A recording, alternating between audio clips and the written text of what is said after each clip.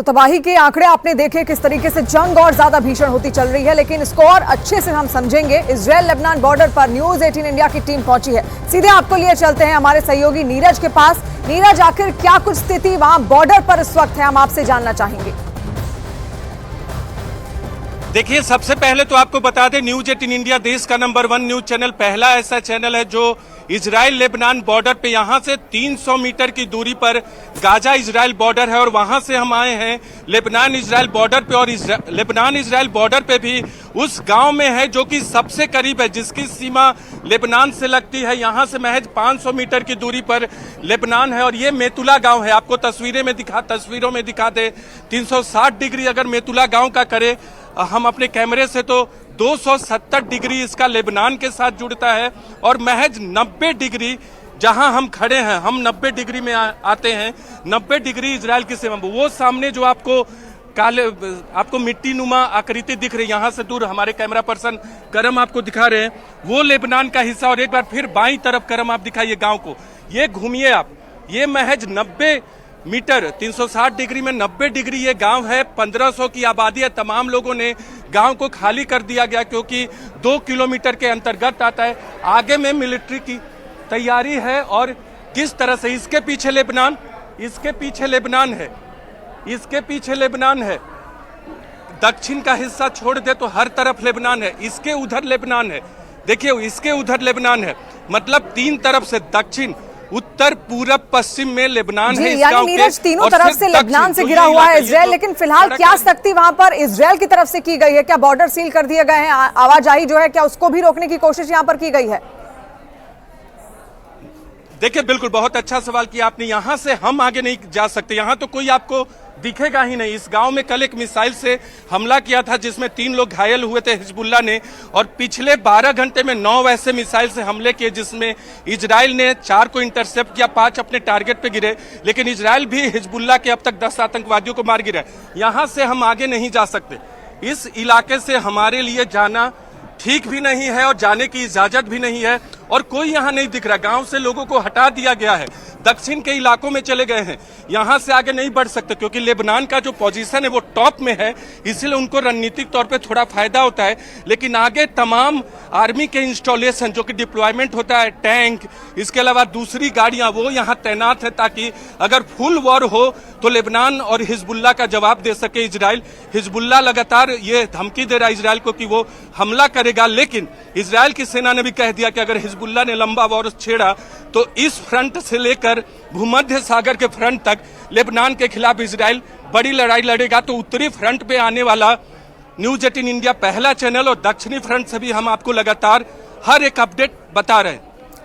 तो उत्तर के इस छोर पर आप देख रहे हैं न्यूज 18 इंडिया की टीम वहां पर पहुंची हुई है। किस तरीके के वहां पर हालात है, नीरज ने हमको समझाए। और ऐसा भी है वहां पर है, बॉर्डर पूरी तरीके से सील कर दिया गया है। लेकिन देखिए, खतरा कम नहीं है नीरज वहां पर, क्योंकि हिजबुल्लाह है। क्या हिजबुल्लाह की तरफ से अब तक कोई भी एक्शन यहां पर लिया गया है इजरायल के खिलाफ? देखिए, लगातार एक्शन लिया जा रहा है। अभी मिसाइल की आवाजें नहीं आ रही हैं क्योंकि बीच बीच में मिसाइल छोड़ा जाता। पिछले 12 घंटे में एक मिसाइल इस गांव के अंदर भी गिरा। आपको बता दे, 3 लोग घायल हुए हैं, हालांकि जान की क्षति नहीं हुई है। कल परसों वो हमला किया गया, कल या परसों में वो हमला किया गया था, तो इसीलिए इन गांवों को खाली करा दिया गया। इसके अलावा इससे जैसे जैसे साउथ में जाएंगे इजराइल के, उन शहरों और गांवों को भी खाली कराया गया है जो 3 से 4 किलोमीटर की सीमा में है। लेकिन ये पूरा शहर घोस्ट गांव कह सकते हैं। जिस तरह से आपको बेरी के बारे में हम लगातार दिखा रहे हैं कि वो किबुत्ज था, गांव था, तो वहां मैदानी इलाका है, लेकिन ये पहाड़ी इलाका है।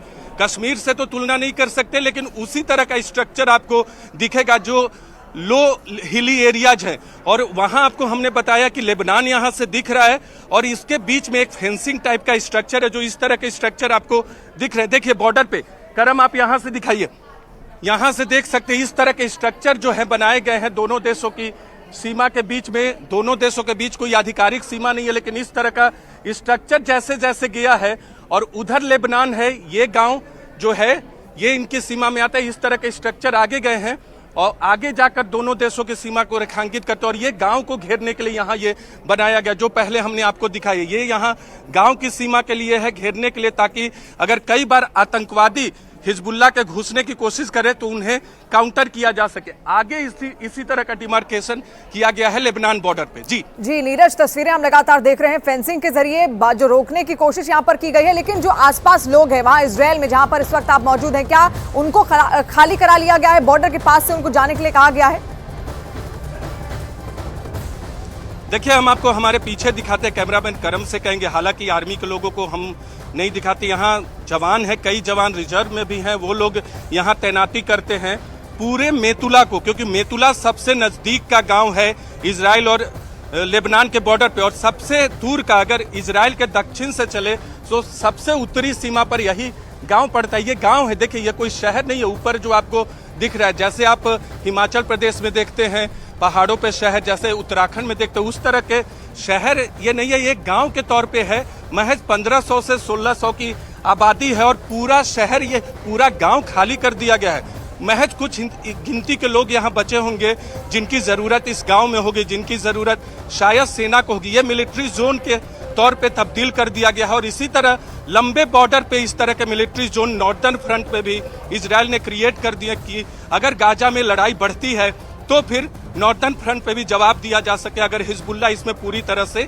शामिल होता है। और आपको बता दें, इस इलाके में भी हमास ने रॉकेट से यहाँ के शहरों गांव पर दागे थे, लेकिन बहुत सारे को इंटरसेप्ट किया गया और कुछ अपने लोकेशन को हासिल करने में सफल हुए थे। तो न्यूज 18 पर ये एक्सक्लूसिव तस्वीर इस वक्त आप देख रहे थे। उत्तरी छोर पर इस वक्त मौजूद है नीरज, हमारी न्यूज 18 की टीम जो वहां पर पहुंची है, और उनके साथ उनके कैमरा पर्सन करम सिंह भी वहां पर मौजूद हैं और हर स्थिति का वो जायजा लगातार ले रहे हैं। और उन्होंने बताया किस तरीके से बॉर्डर है उसको पूरी तरीके से सील किया गया है, आवाजाही नहीं हो पा रही है, लेकिन जो रिजर्व फोर्सेज हैं वो वहां पर तैनात कर दी गई है। जो हमले हैं नीरज, किस तरीके से आप देख पा रहे हैं? क्या वो इस दौरान बढ़े हैं या कुछ कम हुए हैं जिस क्षेत्र में इस वक्त आप मौजूद हैं उत्तरी हिस्से पर? जी, सवाल फिर से दोहराइए। जहां पर आप इस वक्त मौजूद हैं नीरज, वहां पर हमले, आपने कहा कि इवैक्यूएशन वहां पहले ही हो चुका है, जो 1600 परिवार थे उनको वहां से हटा लिया गया है, लेकिन क्या अब भी वहां पर हमले हो रहे हैं? क्या खतरा बना हुआ है लगातार? देखिए, बीच बीच में अभी क्या है कि फुल फ्रंट खुला हुआ नहीं है हिजबुल्लाह और इजराइल के बीच में, लेबनान और इजराइल के बीच में, लेकिन बीच बीच में मिसाइल से गोले दागे जाते, क्योंकि पहाड़ी इलाका है। तो अंदर में जब आपको हमला होता है तो कई बार मैदानी इलाके के लोगों को बहुत पता नहीं चलता है, हमले होते रहते हैं। अगर मान लीजिए यहाँ से कोई तोप से गोला दागा गया तो वो आपको यहाँ से पता नहीं चलेगा। और जो लोकेशन है जहां से हिजबुल्लाह एंटी टैंक मिसाइल दाग रहा है इजराइल पे, उस लोकेशन को ध्यान में रख के इजराइल की सेना की तरफ से हमला किया जा रहा है, और जिसमें 10 आतंकवादियों की अब तक मौत हो चुकी है, नागरिकों की भी जान उस तरफ गई है।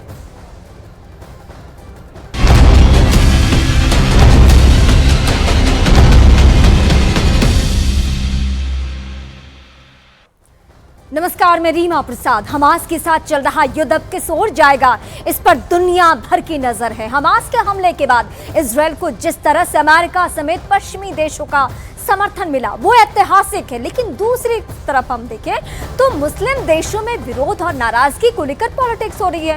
कहने को वो फिलिस्तीन के साथ है, लेकिन अब तक उन्होंने खुलकर ग्राउंड जीरो पर कोई भी ऐसा काम नहीं किया जिससे फिलिस्तीनी नागरिकों को लगे कि उनके पीछे अरब के देश खड़े हैं। इन सब के बीच रूस और चीन की चुप्पी पर भी सवाल उठ रहे हैं। सवाल तो ये भी है कि क्या पश्चिम एशिया में अमेरिका की डिप्लोमेसी फ्लॉप हो चुकी है?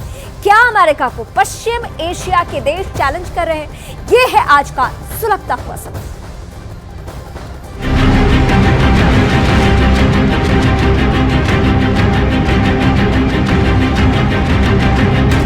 I can assure you, Mr. President, Israel is united to defeat Hamas. And we will defeat Hamas and remove this terrible threat from our lives.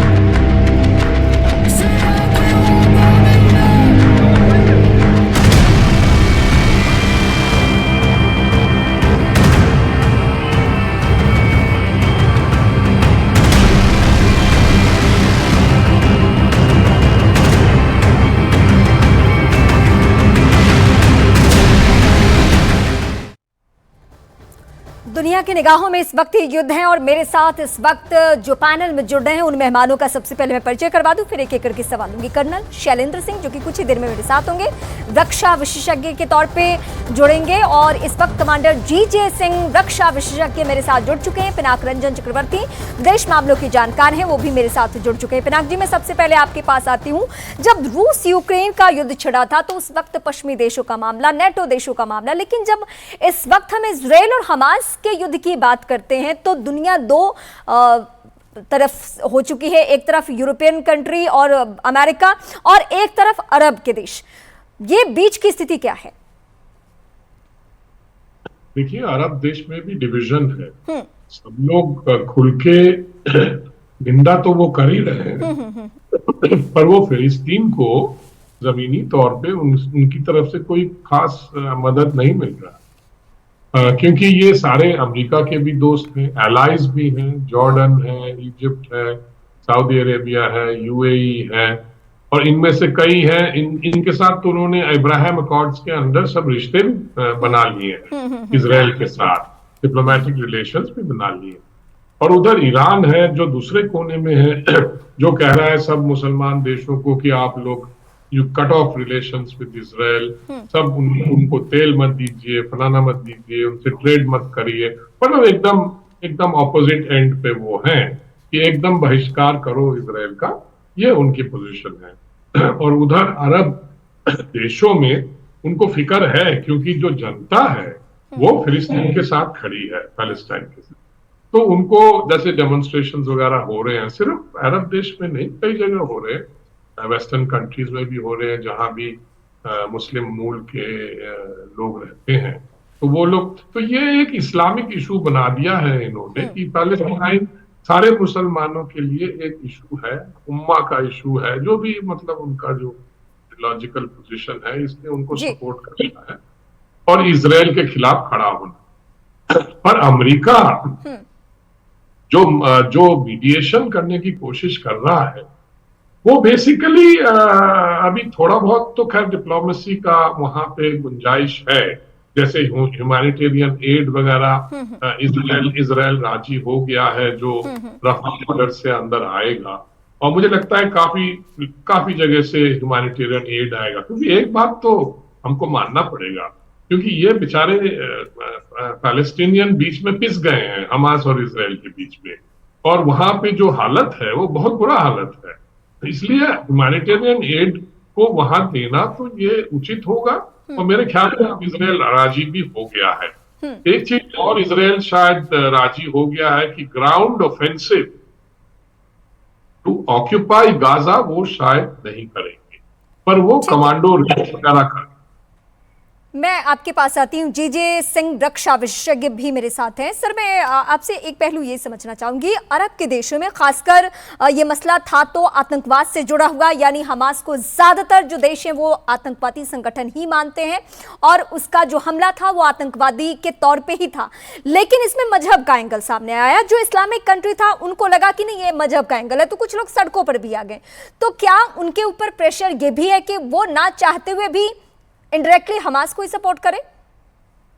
हाँ जी, हाँ, इसका वजह यह है कि जब इजराइल रिटेलिएट करता है, जैसे कि उन्होंने अभी 7 अक्टूबर को अंदर, पहले तो हमास ने उनके एक पवित्र दिन, जिसको म्यूजिकल फेस्टिवल कहते हैं, वो उनका एक दिन होता है बहुत सीक्रेट, जिसको वो सिमका टोरा बोलते हैं हिब्रू के अंदर। तो उसका सेकुलर नाम जो है वो म्यूजिकल फेस्टिवल है। उस दिन किया, जैसे कि पहले एक यम किपुर वार हुआ था। यम किपुर बहुत ही पवित्र एक दिन है जो ज्यूश कैलेंडर के ऊपर है, इन्होंने अटैक किया था।